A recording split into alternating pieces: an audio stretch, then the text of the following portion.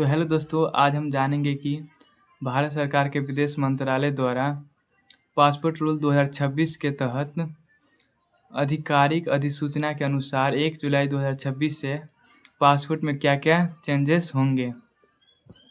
तो चलिए दोस्तों, हम स्टेप बाय स्टेप समझते हैं कि पासपोर्ट में नया रूल क्या-क्या होंगे। तो दोस्तों, पहला रूल यह है कि आपको आवेदन शुल्क में भारी बढ़ोतरी देखने को मिलेंगे। जी हाँ दोस्तों, पहले जो आप 36 पन्ने का पासपोर्ट अप्लाई करते थे, उसमें आपको 1500 फीस लगता था। अब उसको बढ़ा करके 2500 कर दिया गया है। और जो पहले तत्काल पासपोर्ट अप्लाई करते थे 36 पेज का, वो आपको 3500 में हो जाता था। अब उसको भी बढ़ा करके 5000 कर दिया गया है। और जो 60 पन्ने का जंबो पासपोर्ट आता है, जिसका नॉर्मल फ़ी 2000 से बढ़ाकर 3500 कर दिया गया है। और तत्काल पासपोर्ट जिसका फ़ी 4000 से बढ़ाकर अब 6000 कर दिया गया है। तो दोस्तों, ये तो हो गया फ़ी का बात। अब दूसरा रूल यह है कि कुछ श्रेणियों के लिए 10% का आरक्षण भी अब मिलेंगे। नए नियम के तहत 8 वर्ष तक के बच्चे को और 60 वर्ष से अधिक उम्र के लोगों को नए पासपोर्ट अप्लाई करते समय 10% की छूट भी दी जाएगी। तो दोस्तों, तीसरा रूल यह है कि माता-पिता के नाम और प्राइवेसी में बदलाव होंगे।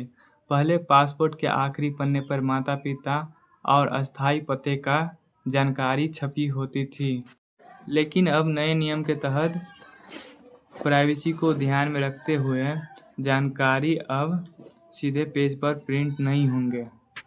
यह सारी जानकारी अब सुरक्षित बारकोड और इनबिल्ट चिप में स्टोर रहेंगे, जिससे यह फायदा होगा कि एयरपोर्ट पर केवल इमिग्रेशन अधिकारी ही इसको स्कैन कर सकेंगे।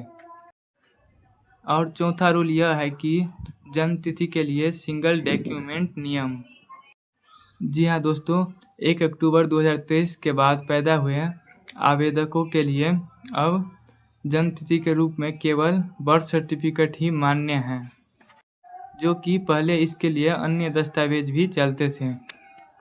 तो दोस्तों, पांचवा और नया रूल यह है कि अब चिप वाले ई पासपोर्ट ही जारी होंगे। अब सभी नए पासपोर्ट चिप इनेबल्ड ई पासपोर्ट के रूप में जारी किए जा रहे हैं। इनमें लगे माइक्रोचिप और बायोमेट्रिक डेटा के कारण इंटरनेशनल एयरपोर्ट्स पर इमिग्रेशन का प्रक्रिया पहले के मुताबिक अब बहुत तेज हो गई है।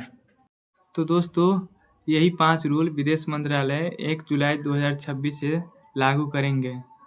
दोस्तों, आप सबको जानकारी के लिए बता दूं कि हाल ही में विदेश मंत्रालय ने यह स्पष्ट बोला है कि पासपोर्ट केवल ट्रैवल डॉक्यूमेंट है, ना कि नागरिकता का अंतिम प्रमाण। तो इसके बारे में आप सबका क्या राय है, आप सब कमेंट में ज़रूर बताएं। और आप सबको ये वीडियो अच्छी लगी हो तो लाइक सब्सक्राइब ज़रूर करें और अपने दोस्तों को पास शेयर करें, ताकि ऐसी जानकारी दोस्तों को देना ही चाहिए। आप सबको तो पता ही है, दोस्त अगर फेल हो जाए तो कितना दुख होता है। अगर वही दोस्त आपसे ज़्यादा मार्क आन ले तो उससे भी ज़्यादा दुख होता है।